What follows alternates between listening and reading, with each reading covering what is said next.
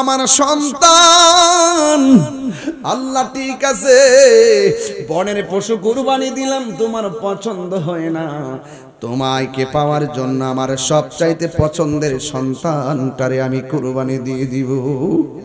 এতগুলা কুরবানি করলাম, আল্লাহর কাছে পছন্দ হয় না। ঠিক আছে, তাইলে আমার তো মনে হয় আমি যেই সন্তানটারে মরুভূমির বালুর মধ্যে রাই কাটছি,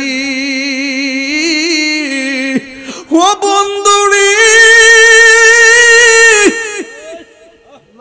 ও ব্রাহ্মণ পাড়ার বাবা, এটা সাধারণ কোন সিদ্ধান্ত নয়। আল্লাহর পাইতে যাই, আল্লাহর আল্লাহ গো, আমার কাছে সবচেয়ে প্রিয় হলো আমার সন্তান।